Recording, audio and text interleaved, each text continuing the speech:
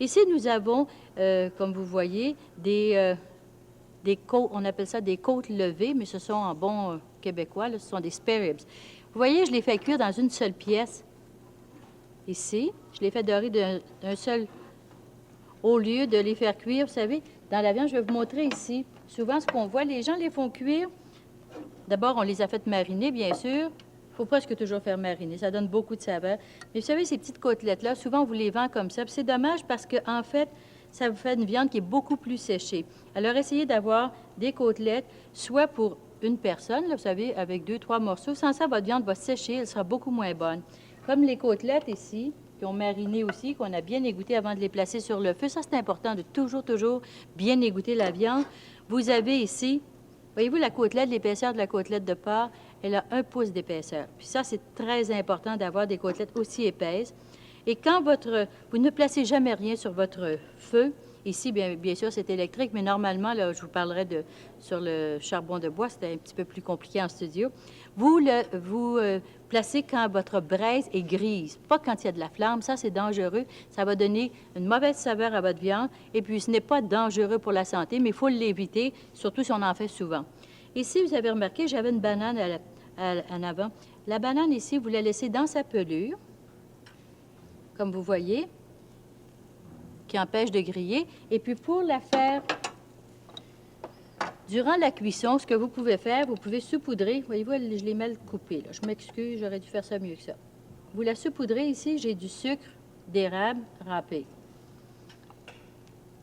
Puis, à la dernière minute, vous pourrez la retourner sur le feu, bien retourner, pour lui donner un petit coup là, de caramel.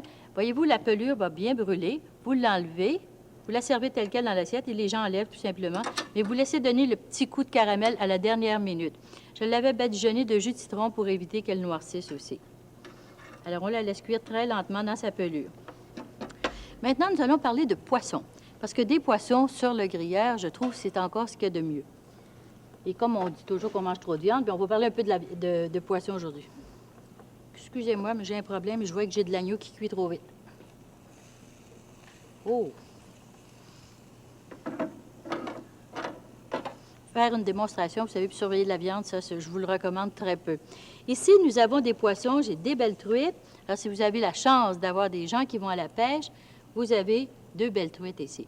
On les a couchées sur un lit d'herbe. Là, je les ai placées dans un plat, mais normalement, vous faites ça dans un papier aluminium. Ici, vous avez des tranches de citron. Il y en a à l'intérieur des truites. Vous avez des tranches d'oignons. Dans les herbes, vous mettez ce que vous avez dans le jardin ou essayez de vous procurer, comme le fenouil, c'est excellent. Vous pouvez avoir aussi ici, j'ai de la ciboulette, j'ai du persil. Là, j'ai pris ce qui me reste, ce que j'avais dans le jardin, c'est pas encore tout sorti. J'ai du cresson.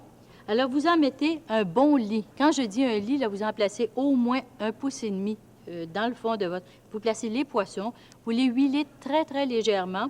Puis là, vous avez les tranches de citron, du sel, du poivre.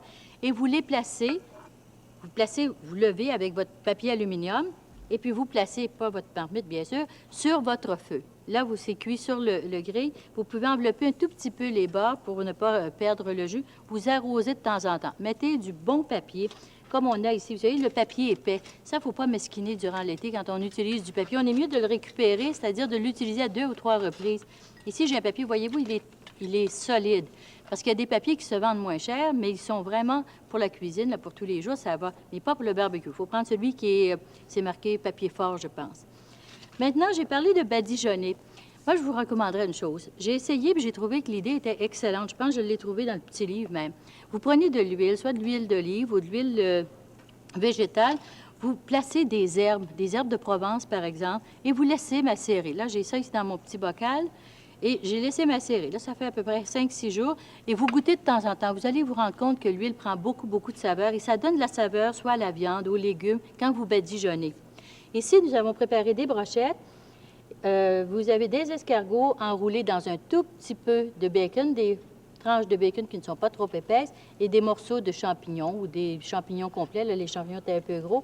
Voyez-vous, j'ai fait tremper dans l'huile. Il y a beaucoup d'herbes. Et puis, on va faire cuire sur le grilleur. Ça prend 3 minutes d'un côté, 4 minutes de l'autre côté. Vous pouvez faire d'autres brochettes avec ici des pétoncles que vous avez enroulés de bacon. Et la seule chose à leur faire, vous les badigeonnez toujours avec de l'huile et puis vous les saupoudrez d'estragon. Ça, vous servez ça sur du riz et c'est délicieux. Vous pouvez le servir en entrée ou vous pouvez le servir comme repas complet. Ici aussi, j'ai 2 tranches de flétan. Du flétan, on oublie de le faire cuire, c'est très, très bon. La morue, le flétan sur le barbecue, vous badigeonnez soit avec une sauce tomate ou avec de l'huile, simplement. Vous salez, vous poivrez et vous placez sur le grilleur. Je dis bien salé, poivré quand je parle de poisson ou de légumes, mais jamais quand on parle de viande. Vous allez saler, poivrer après. On peut faire mariner la viande. Il y a plusieurs marinades, il y a plusieurs sauces. Vous pouvez les faire tremper, les faire mariner, les faire macérer. Faites ce que vous voulez. Ça attendrit la viande, ça lui donne de la saveur. Vous la faites griller, jamais de sel et de poivre. Vous savez, tous les gens, là, les maris, là, avec toutes les concoctions qu'ils peuvent avoir, ils achètent tout ce qui se vend. Puis là, ça ne goûte plus. Ça goûte n'importe quoi, ça goûte les herbes, ça goûte pas bon, ça goûte plus la viande. C'est justement, on essaie de récupérer notre bon goût, notre vraie saveur de viande, alors pourquoi aller la perdre? Et le sel va durcir votre viande aussi, surtout sur le barbecue. Ici, dans les légumes, il y a plusieurs façons de préparer les légumes. Vous avez toujours la brochette que vous connaissez probablement, là où vous enfilez un peu tout ce que vous trouvez. Ici, nous avons des champignons, nous avons des petits oignons, des tomates, des morceaux de poivrons. Et on recommence. Vous pouvez essayer du chou-fleur et du brocoli. J'ai essayé l'été passé et j'ai trouvé ça délicieux. Vous badigeonnez et vous faites cuire très peu de temps. Si vous voulez vos oignons plus cuits, faites-les blanchir un petit peu à l'avance ou piquez-les avant de les placer sur la brochette. Mais la façon que je préfère, c'est en papillote. Vous allez voir ça souvent dans les livres de recettes, les papillotes. Alors ici, on va vous montrer. Les légumes ont été tout coupés. Voyez-vous, vous avez des oignons, vous avez du poivron, vous avez des champignons. J'ai placé un bon morceau de beurre. Là, c'est le temps, on peut mettre du sel, on peut mettre du poivre. Vous pouvez mettre des herbes aussi.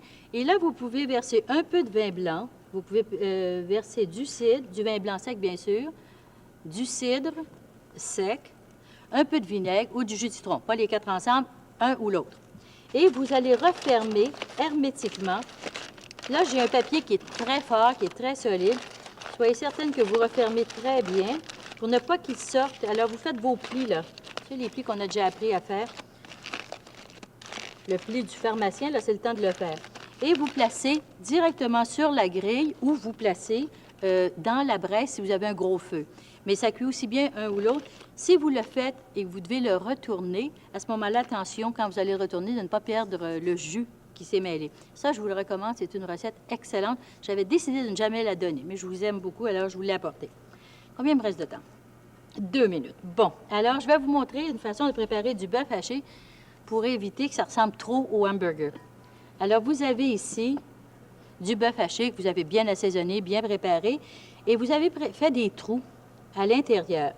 Dans chaque trou, vous allez placer des olives farcies. Voyez-vous, j'en ai placé ici, là. Bon, je vais-tu trouver la bonne caméra? Voilà, c'est fait. Et vous refermez, et puis là, vous allez faire cuire. Vous voyez comme je l'ai fait épais? Je l'ai fait là, ils ont à peu près un bon pouce d'épaisseur. Et vous faites cuire tel quel. Vous faites dorer, et les gens, en les mangeant, vont trouver l'olive, et ça va donner beaucoup de saveur aussi à votre bœuf haché. Ça va reposer des hamburgers. Ensuite, j'ai des brochettes d'agneau ici. Vous avez des brochettes, vous avez pris un gigot d'agneau, vous ne voulez pas le manger en gigot sur la broche, alors vous avez coupé des dés dans votre... Demandez à votre boucher, il me l'a préparé, de vous trancher votre agneau à peu près 1 pouce d'épaisseur.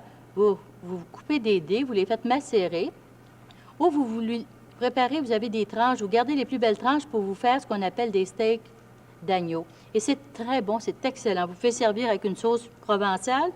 Votre bœuf, si vous n'avez pas le temps de vous faire aucune sauce, vous pouvez toujours préparer, vous savez, j'allais dire le nom commercial, c'est concentré de bœuf. Vous en préparez liquide et vous ajoutez de l'ail haché, mais beaucoup d'ail haché. Ça vous donne une saveur excellente.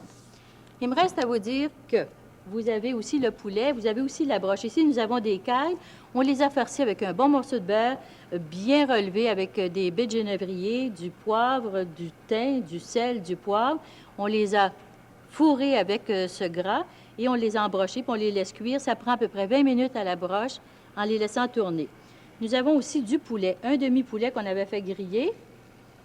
Et puis ici, dans la poêle, vous avez ici avec un élément électrique des morceaux de poulet. C'est le même c'est l'autre morceau du poulet. Si vous le coupez comme ça, il se sert beaucoup mieux que si vous le servez parce que vous allez en perdre, les gens vont en laisser sur leur morceau. Alors, si vous le coupez en pièces comme ça, vous allez en avoir davantage. Je pense que j'ai terminé.